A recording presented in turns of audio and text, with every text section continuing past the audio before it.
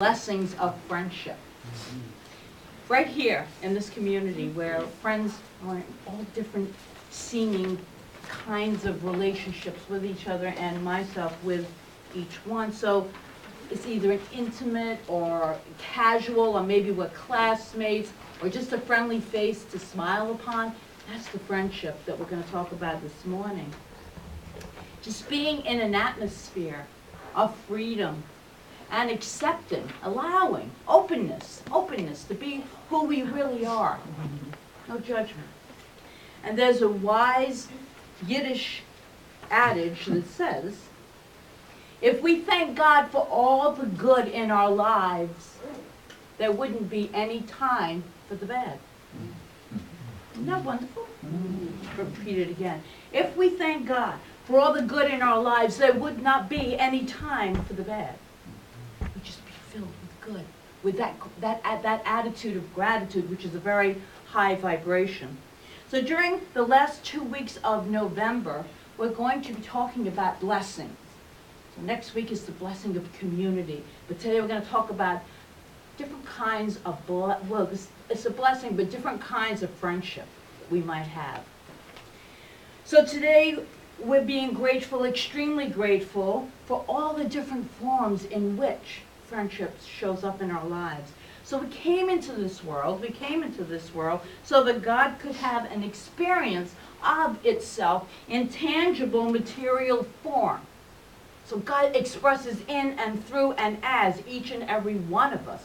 We all have this divine eternal self within us. Each one of us does. It's deathless. It goes on forever. So as long as we're on this earth realm, we're going to be in relationship. Whether we like it or not. We're going to be in relationship. So we can consciously choose. We can move into a place of consciously choosing friendship and how that looks in our lives and what we want to experience. And the famous quote, no man is an island. We're always going to be interdependent, always. Ernest Holmes, the founder of Science of Mind, religious science, said in the early 1900s, we meet God in every day, in the rising sun, in the budding rose, and in the joy of friendship and love. So today, as we count the blessings of meeting God in joy and in love of friendship, I offer a profound welcome to each and every one of you, and thank you for joining us this morning, because this is how we can really fulfill our expanding idea of ourselves as a spiritual community, to come together in friendship, just in openness, in allowing, in accepting the good, because there is enormous good awaiting each and every one. That is spiritual truth. And so as I was thinking about the blessings of friendship and how to speak about it from a spiritual perspective, I thought about a piece entitled, and you've probably heard this, A Friend for a Reason, a Season, or a Lifetime. And what has been happening is I keep hearing people talk about that, so I thought, well, I guess that spirit just nudging me back on to repeat. This is part of a talk that I did a couple of years ago, but I just keep hearing that. Friends are in our lives for a reason, a season, and a lifetime. So we're gonna talk about each one.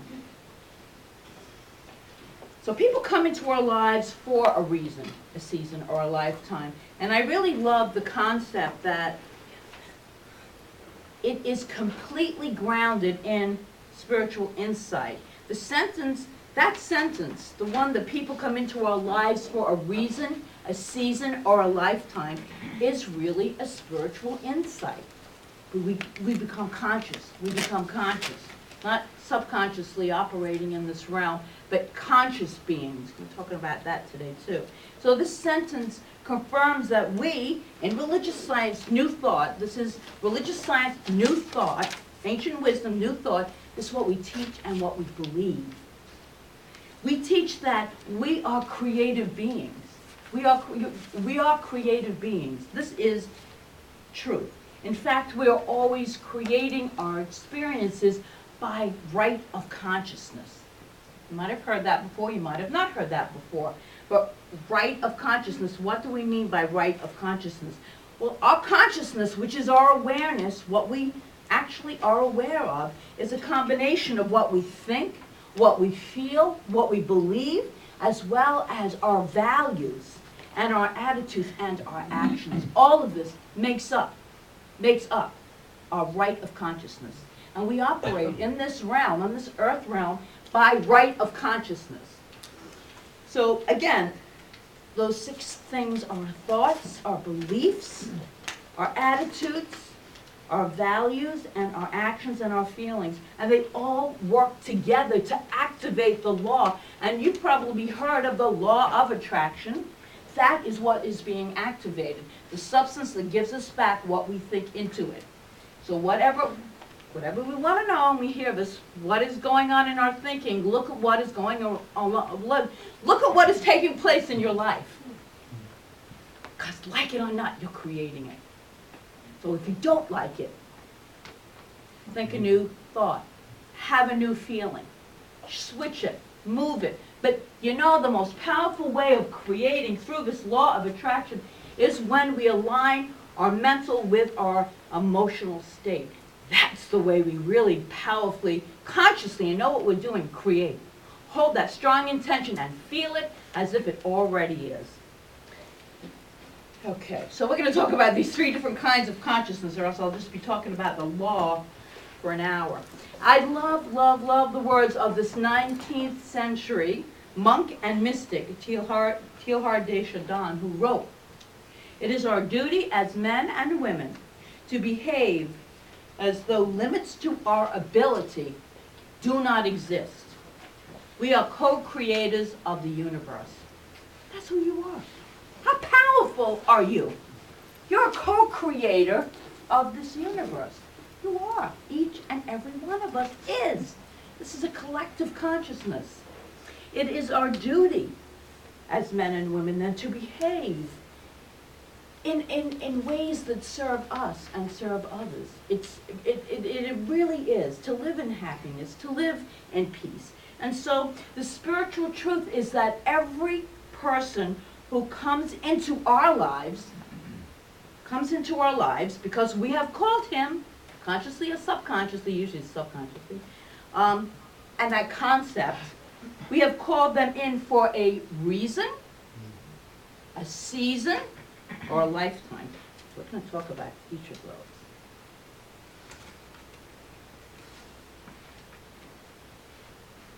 A reason.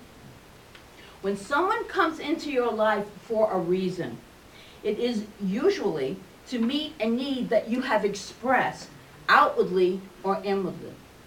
And lots of times, remember, we're expressing subconsciously. They have come, these friends have come, these are friends for a reason, have come to assist you through a difficulty, or to provide you with guidance and support, to aid you physically, emotionally, and spiritually. They may seem like a godsend to you. In fact, they are. They are there for a reason. You need them to be, and of course, you are in their lives for a reason also. In each other's lives for a reason. They have called you in by their right of consciousness. Then it seems that something might go wrong in this relationship. Because sometimes things go wrong in relationships, no? Yep. A couple of them? Yeah. They might get upset with you. You might get upset with them. But something happens. Something happens and the friendship might end. Okay? Lots of friendships end. What we must realize is that our needs and theirs have been met. The desires have been fulfilled. The purpose of that relationship, the reason for that relationship is fulfilled. If we but can really consciously ask ourselves that question, what did I need to learn here? What was the gift here? Sometimes it doesn't feel like a gift. I mean, lots of times it feels like a lesson. What was the lesson that I needed to learn here? And by asking that question, the divine will answer, will absolutely answer. Clearly, you will get the answer. I've never not had it work. What is the purpose of this whole experience? What is the purpose? It does unfold, and you will find out. But you have to be open. And it takes as long as it takes. So I have a story. A story tells of two friends who were walking through the desert. At some point of the journey, they had an argument. And one friend slapped the other one in the face. And the one who got slapped in the face, if you've ever been slapped in the face, it doesn't feel good, was hurt. Without saying anything, wrote in the sand, "Today my friend slapped me in the face." They kept on walking and found an oasis where they decided to take a dip in the cool pond. There was water there.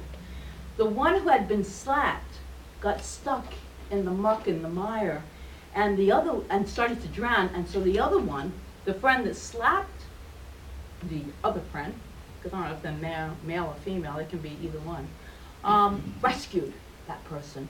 And so then he wrote, or she wrote on a rock, "My friend saved my life." The friend who slapped and saved his friend's life asked him, "When I hurt you, you wrote on the sand, and now you wrote on a stone. Why?" And the other friend replied, "When someone hurts us, we should write it down in the sand, where the winds of forgiveness, yes, can erase it." Okay?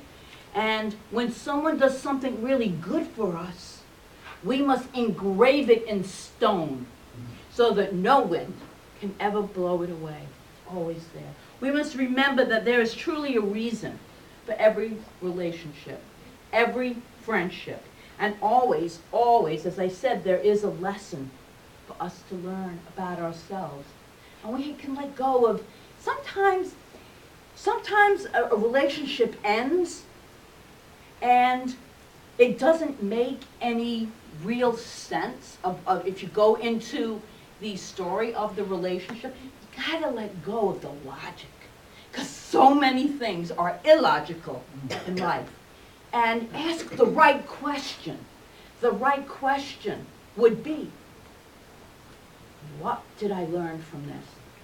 What was the purpose of this relationship in my life? How did it help me grow and expand?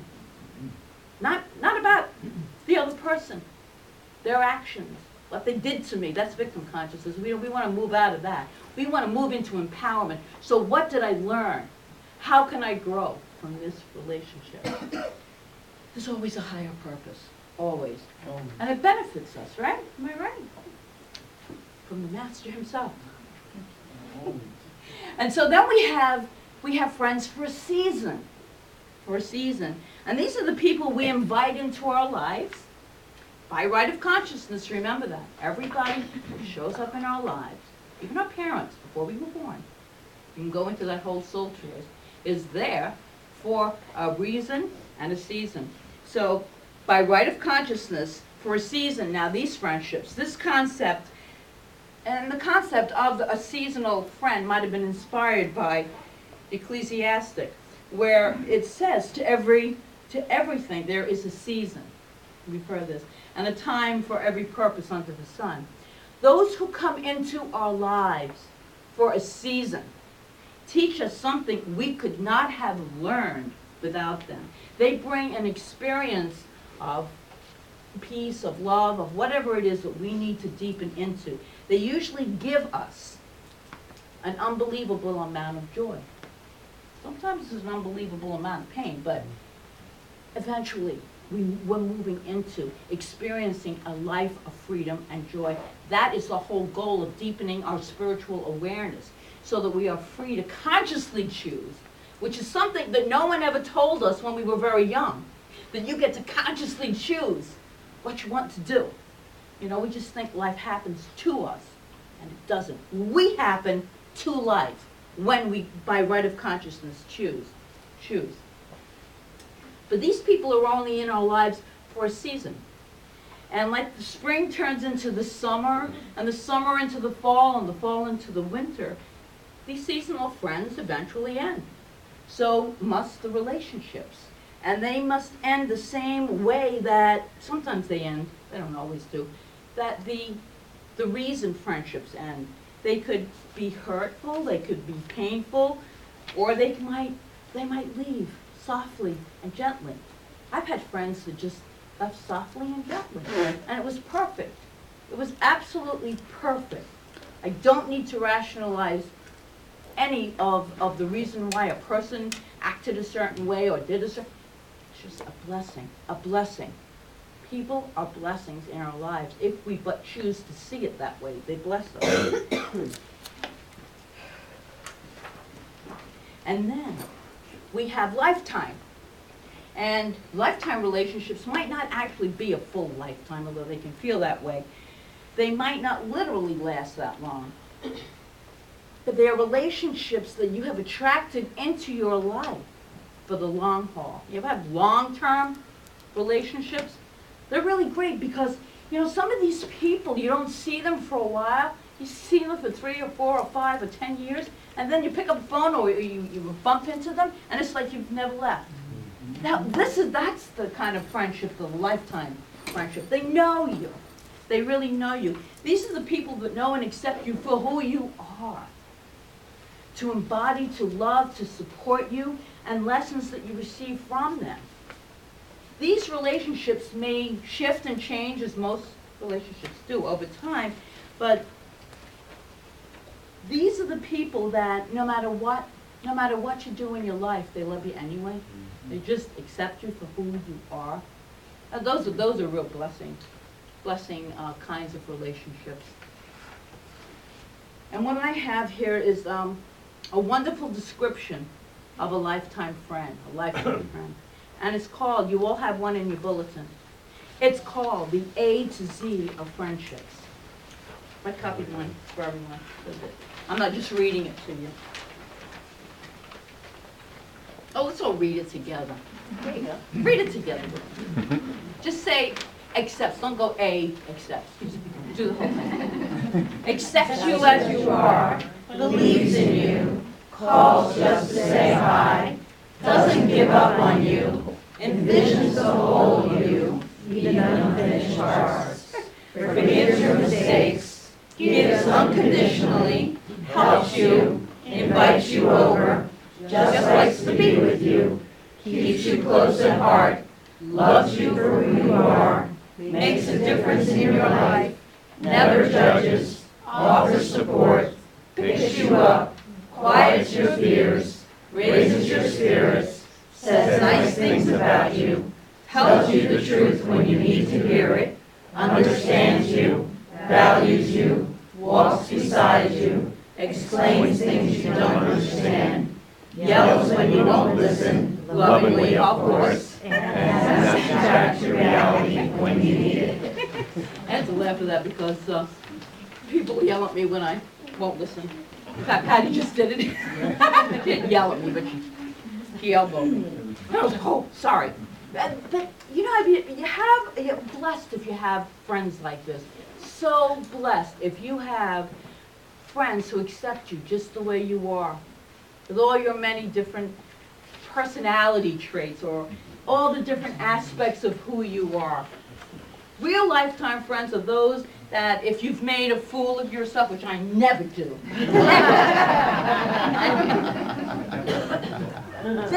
they remind you that it's not permanent.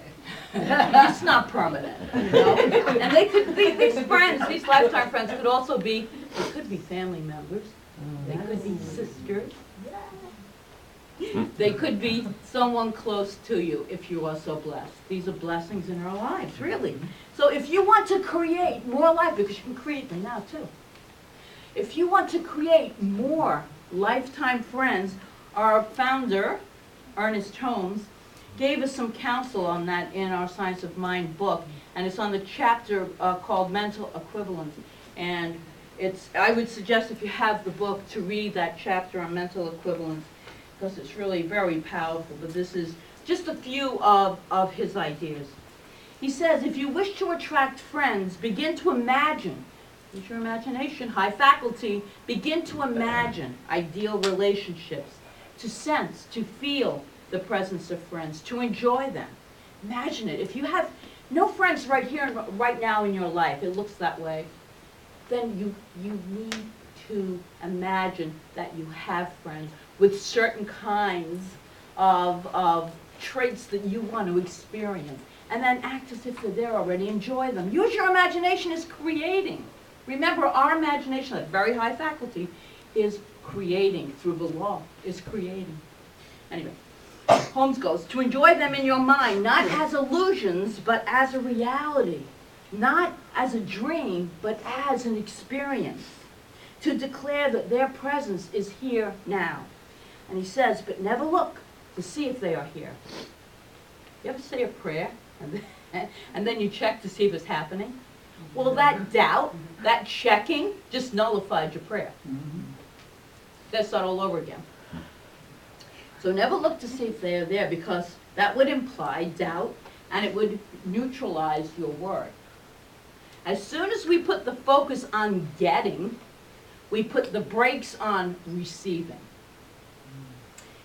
You have this, like Mary Morrissey says in our Prosperity Plus class, come from the vision. I can't say that enough, because it's really changed my life, just even that concept of coming from the vision that you have in the different areas of your life as if it already exists. Because that high vibration of coming from the vision, even though it doesn't look like that in your life, whatever it is, that high vibration will attract the very thing you want into your life. Always we try to get to the vision. And by trying to get to the vision, we never arrive. Anyone ever find that in their lives? You just never arrive. You're always in that getting stage. So coming from the vision. So the vision in this case would be a friendship as if it already exists. You have the definite right to specifically design the kind of friend you want, but never think of, if you know certain people, never think of certain people, for Holmes says this would be hypnotic.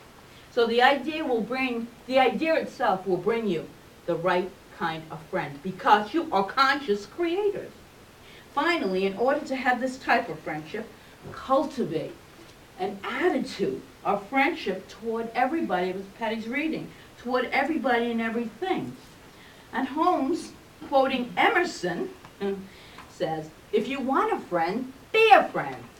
We've heard that. That's from Ralph Waldo Emerson. If you want a friend, be a friend. Remember, you can't give away what you don't have. So if you're not friendly, you're not going to get many friends.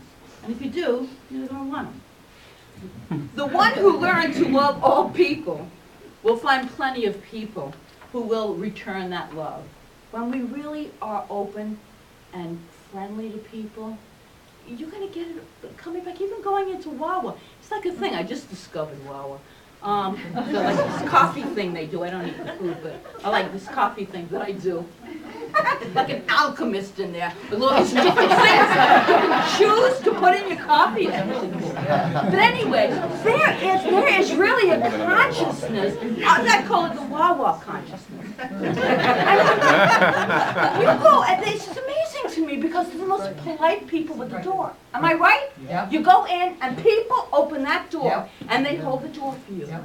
And they smile at you, and I'm like, wow, holy shears, I missed out on this Wawa. But you know what I mean? But that's the kind of friendliness, that smile. You don't know. You don't know by being the friend that you want to experience. That is what you will attract into your life. That is the vibration that you are emanating. And then you have a final friend. And in my summation, is probably the most important friend that you will ever have. Because you're always going to have this. Either as a friend, well, it's always a friend. It is the lifetime, in fact, many lifetimes friends that you have. And it's one that Ernest Holmes writes about in Invisible Power, but it's that divine essence within you. Have you contacted it recently? Have you, through meditation is the best way, have you meditated recently and allowed this divine personality which is within each and every one of you to come forth? And have you made friends with it? That, to me, is the greatest friend I could ever have in my life. And it's the greatest gift I've given to myself, so I don't feel lonely. Because when I feel lonely, I turn within. I turn within and hold that sacred relationship that I have creating into my life. So that is probably your most important friendship or relationship that you will ever have. Because you're always going to be with it. Because this goes on forever. And Ernest Holmes wrote about this in his book, The Invisible Power. He wrote, "You have a friend within you who is closer than your shadow. This friend anticipates your every desire, knows your every need, and governs your every act.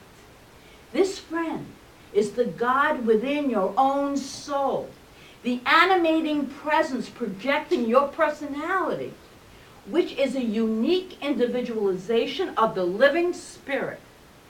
This friend within you is infinite because it is a personification of God. It is not limited by previous experiences, which you may have had, by present conditions, nor passing situations. This friend," he writes, "has never been caught in the mesh of circumstance and is at all times radiant, free, and happy." This is within each one of us. "The friend within you is continuously looking after your well-being. It always wishes you to be happy." This is your divine self. It wishes you greatness. It wishes you to express your divine genius, to be in your perfect opus of your life, to create. That's what this divine inner being, let me finish Ernest Holmes, but that's what it is. It's so wonderful. It's a great relationship. Being the very fountain of your life, this friend is a luminous presence, evermore emerging from pure spirit, evermore expanding your consciousness. It is the high counselor, the eternal guide. We all have it. We all have it. In touch with it. And so, my friends, we celebrate, we honor, and we give thanks for the blessings of friendship. This week and next week, we'll celebrate the blessings of community, and then we're going to have a fabulous lunch afterwards, which is my second favorite thing besides spiritual stuff is eating. So we're going to do both next Sunday. What a great blessing that we can give to ourselves. The relationships that we have that bring into our lives all kinds of lessons and gifts, and for a reason, maybe a season, or possibly a lifetime. But these are friendships, these are relationships that we can be eternally grateful for. Find something to be grateful for, always. Gratitude is the vibration of prosperity. So you want to be grateful. If you don't want to be prosperous, don't be grateful. If you want to be prosperous and abundant, which is a true self, be grateful. That is a vibration of energy, and you are pure energy. So that is the energy you want to uplift yourself with, and all kinds of things come to you. That's when you know you're in the flow, when things start coming to you. You're not trying to push to get. The minute I stopped doing that, it was amazing. Things just came to, easily, effortlessly. I thought, what a concept. But this is what we're learning to do, to let go and let God, to really let go and let God. It's the best thing we could ever do. So I want to leave you with a short poem, very short. I looked for my soul, but my soul I could not see. I looked for my God, but my God eluded me. I looked for a friend, and I found all three. That's the blessing of friendships. That's the blessings we give ourselves. I'm not finished. I'm doing a prayer. I'm doing a prayer. So this is a prayer that Ernest Holmes wrote. Usually I just do the prayer, but this prayer is so good that I just want to read it to you. And Ernest Holmes wrote this in his Science of Mind book. God in me is unified with God in all. The one is now drawing into my life all love and fellowship. I am one with all people. all things and all life. As I listen to the silence, this voice of all humanity speaks to me and answers that love that I hold out to it. The great love which I now feel for the world is the love of God. And it is felt by all and comes back to me from all. I understand all people, and this understanding is reflected to me. I give friendship, and therefore I have friends. I help, therefore I am helped. I uplift, therefore I am uplifted. I am surrounded by all love, all friendship, all companionship, all help, all happiness, all success. I am one with life.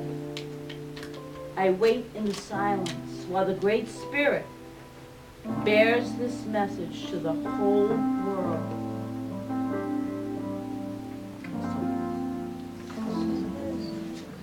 Want a friend?